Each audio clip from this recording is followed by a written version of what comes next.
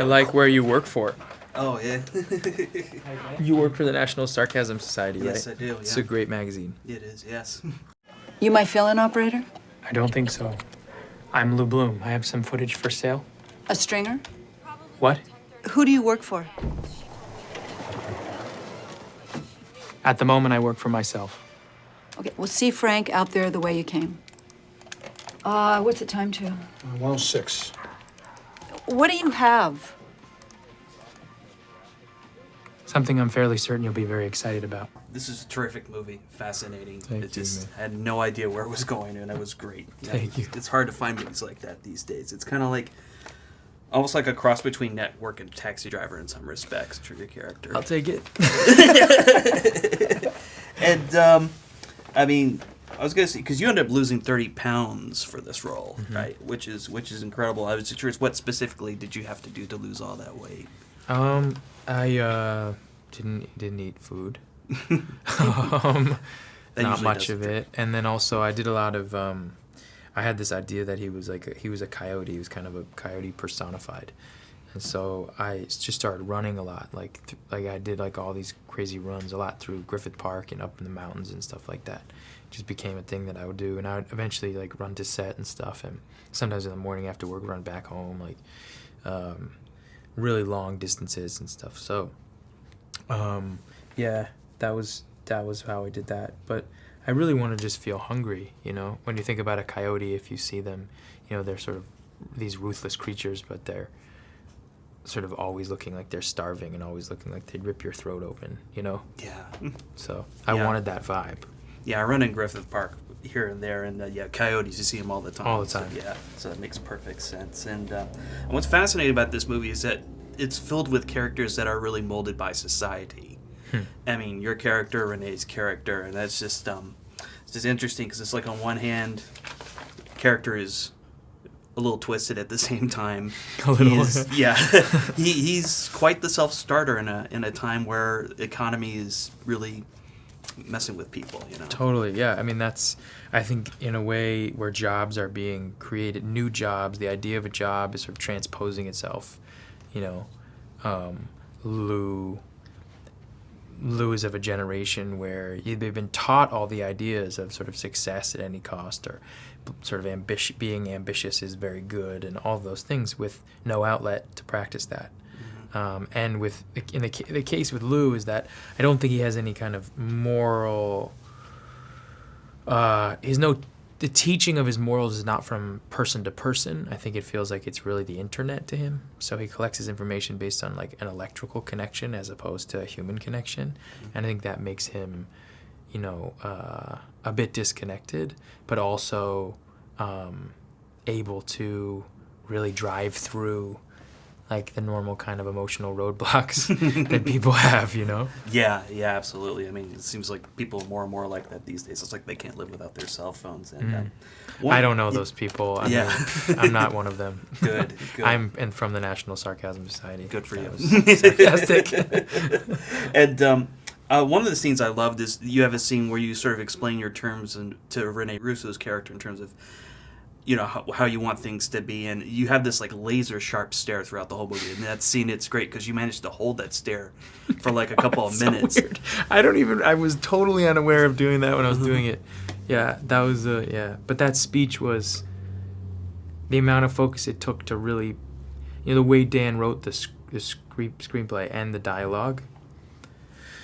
You know, the word choice was not normal pattern. There were not normal patterns. So I had to like repattern my way of speaking in order to fit into Lou's speech. And by doing it, it took a lot of focus on my part. And I think that that's kind of translated through the not blinking. I wasn't even aware of that happening, but it was just this unconscious kind of thing that came out of really trying to deliver this message as clearly as possible, you know. You did. Oh, it was a great moment. That was one of my favorite moments in the movie. When he goes in, the next time you're gonna do the things that I asked you to do when we're alone together at your apartment, not like the last time. I know. The best and clearest way that I can phrase it to you, Lou, to capture the spirit of what we air, is think of our newscast as a screaming woman running down the street with her throat cut. I understand. Your character in particular kind of reminded me of Faye Dunaway's from Network, and the movie kind of reminded me of Network in terms of what characters do to get the ratings they need. And I mean, you see that your character is sort of like hanging on for survival. And I was curious, how difficult was it to balance out like the hard edge personality of your character with making her vulnerable? Well, I didn't find her right away and the reason I didn't find her is because I thought, well, I've never in my life been in a situation where I was just a hard-ass tough bitch because I wanted to get somewhere. But I have been desperate and crossed boundaries that were not okay. So I think that it was amazing that it took me so long to find that. It's amazing that I didn't like sort of see that. But that's what was interesting. I mean, I needed a foundation for Nina, and desperation and fear was it, and that's where I found it for me. And that's what I hoped came across, so that when people, even in the audience, see it, it's not specific to Nina or this whole world that Dan, the writer, shows, but it's just all of us, all of the sociopath in all of us, and that's kind of what I hoped to show. Yeah. And what I think Downey wrote. Absolutely, yeah. I mean, there's a number of sociopathic characters in Right?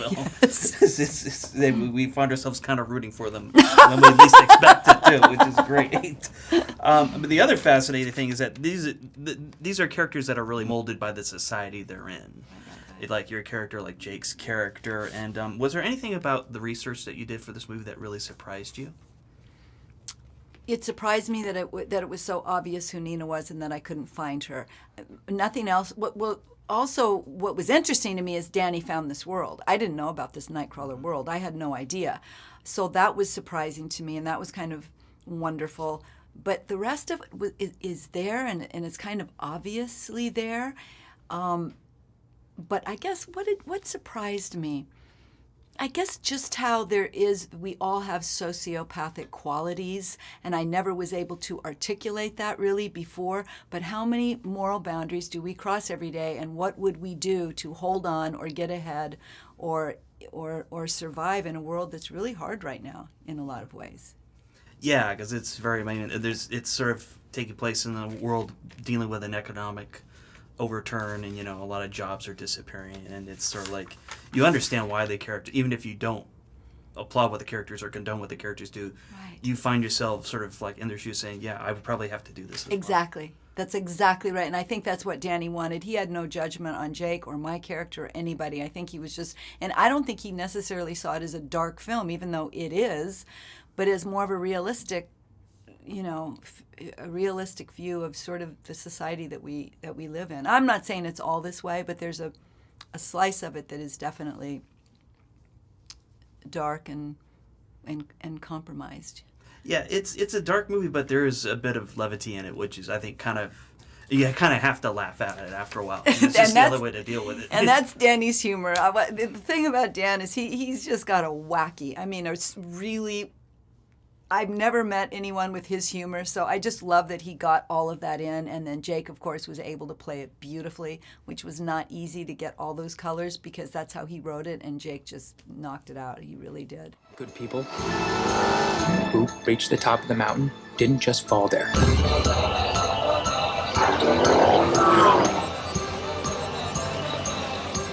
My motto is, if you want to win the lottery, you have to make the money to buy a ticket.